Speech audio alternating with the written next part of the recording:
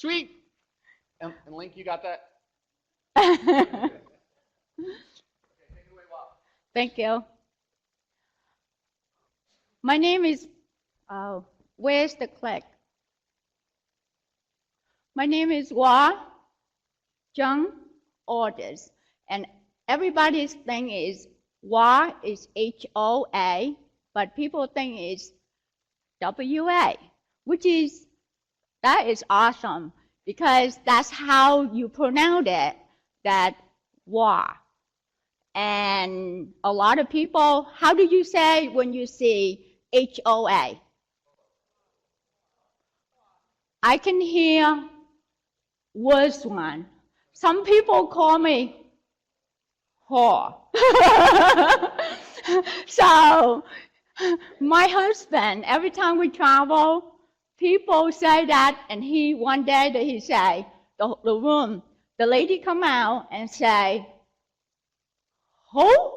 And my husband, the whole room quiet, my husband stand up and say, what do you call my wife? He stuck his chest out, and you should see the whole room is quiet, and they put their head down and they say, oh no, we're going to have a big incident.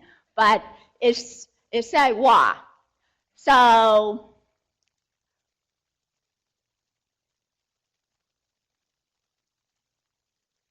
is this work?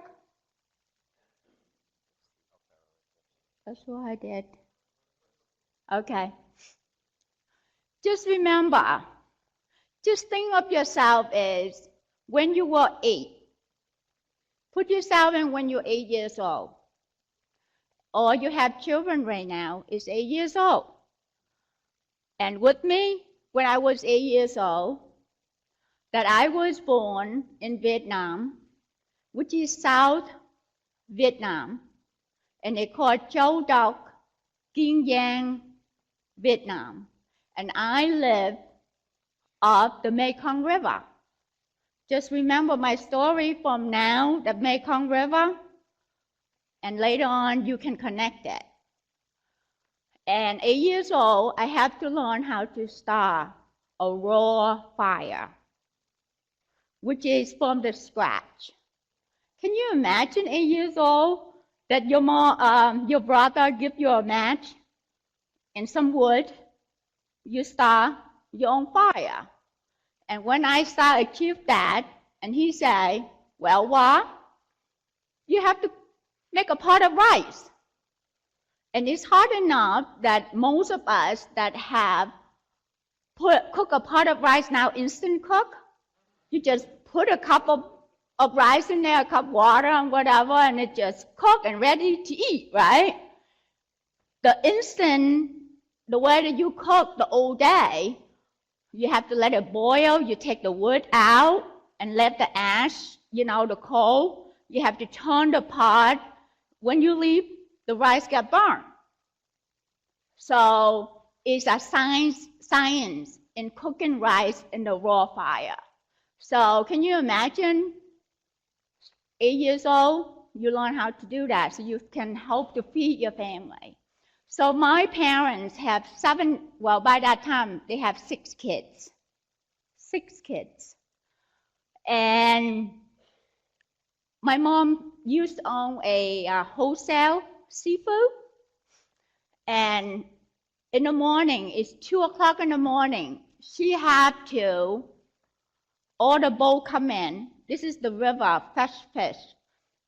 The boat come in, she literally wholesale the fish, so people buy it, resell it.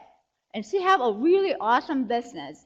And my dad worked for the government, and which is he's very high rank in the government, which is old South Vietnam. So later on you will connect. Just remember, I born in South Vietnam, very close to Cambodian line. And later on that you will is the merge into it. So the next, when I learned when I was 8. Okay.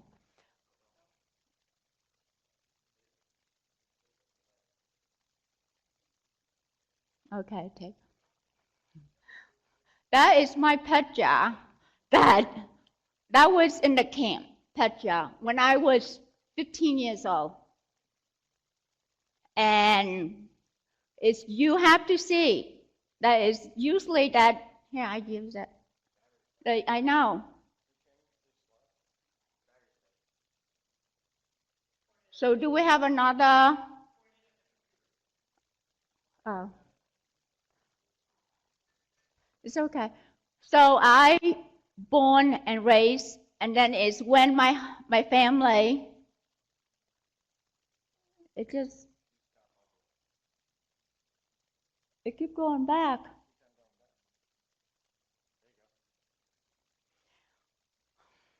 So my dad worked for the old government, and South Vietnam, when it fell, and the North Vietnam took over, my dad is a high official in the government, so they have to tell him that he had to give up his position. And by that time, that means he gave up his position, go into 3 days after, we did not find him. So he went in, and they took him away.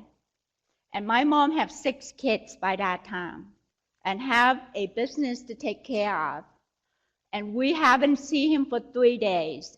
And my mom had to give up the whole entire fish market to go and waiting for in the front of the prison to see if anybody see him, because he's so high efficient, rank in the old culture, and he can.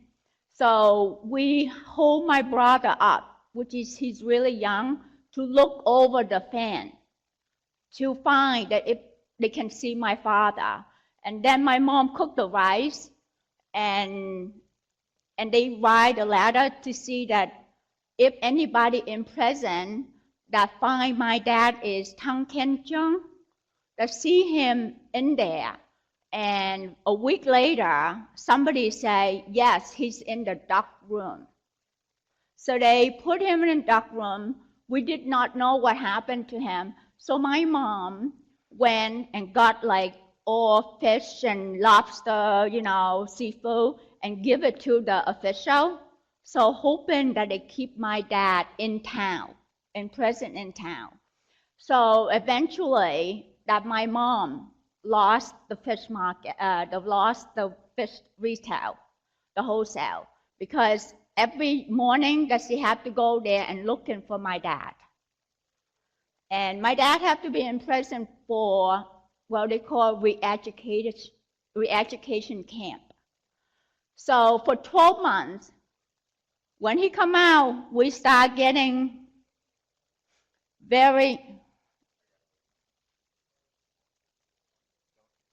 so we getting destitute, getting no money left. So my dad say, and the North Vietnam now is fighting with Cambodian war. And they start drafting my brother. We have 3 older brothers, but 2 oldest one that going to get drafted to fight to Cambodian war. So my dad did not, he go in prison for 12 months, and now he come out.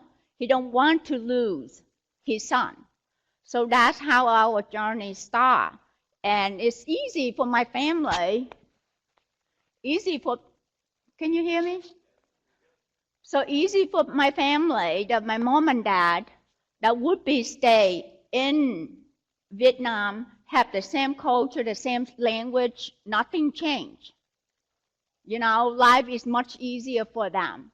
But now, before I was young, I don't understand that now. I'm older, and literally that I have children to raise. And I always put myself in my mom and dad's age, in position that I was wondering, would I do that? Would I put my 7 children on the boat and have no idea where we're going? And the plan is we're supposed to go to Thailand. So they have two ways to do it. You escape from your river side. So I used to live in river. My family never lived in the ocean before. I never touched the salt water before. So we have to move to the ocean to escape. So his plan that go into Thai, which is when you walk there or you take a boat. So we took a boat. Some people walk there, they never see the light. So we got in a boat, 15 of us in the little boat. We continue going, we got pirate in the ocean. We saw this big ship and we thought that this big ship going to take us to a mainland, right? No, they start gutting us. They went down to our boat, they took whatever the good that we have. Lucky that my mom and dad, that when we got the boat and we saw them, and my dad's instant say, oh my God, I think we're going to get robbed. So my mom is instant take the $400 exchange to a dollar money. Instant, when in the boat, they give my sister a loaf of bread. My mom took that $400, stick into the bread, and tell my sister, don't break and eat them. Because they would not take the bread, because the bread that they gave us, they wouldn't take it away, right? So we got that 400. My sister, hugged it like a little teddy bear. And that $400, we went to the camp. So when we're supposed to go to Thailand. Somehow our boat got driven to Malaysia. We are in 3 days in the ocean, huge ocean that we did not know where we're going. It's no idea. My dad only see the star in the day, and he just said, follow the North Star. Can you imagine that? And then we finally saw the island, which is we stay in Pulau Bidang, which is a small island. When we got there, it's like 38,000 people, refugees that there. And we go on internet, I saw some pictures. So, that bridge, they call Supply Bridge. And that pier is meant so much for me. You find the freedom, but it's really sadness in that. So many people that the bridge of freedom, but you don't know how long are you going to stay there. And some people that stay there for 3 years because they don't have anybody sponsor them. So when we stayed there in 6 months, my family say, oh, we're not going to go in America. Let's go Australia, because Australia would pick a big family. So our family, 10 of us, because my cousin come with us, so she become a number 10. And the Australians say, I would love to take your family, but we can't. Into the United States, we check you. And we didn't know what is that meant, because my dad was work for the old government, and the responsibility for United States picked my family first. So the United States have to reject us before any country would take us. So moving on, a year later, we finally got a interview, and they interview us, and we say we got to go to United States. So this is our new life from the camp for almost 13 months. Our new life, we end up in Massachusetts, and that is the first home that we are living in. And the new life is such a different. When you're in the camp, you was with your peers. They speak Vietnamese, the same culture. It's hard life, but is your tradition. You got connection. Now we come to United States. It's cold. I remember we got from the airport, and first thing we saw, we say, "Oh my God, what country are we in? Oh, the tree is dead."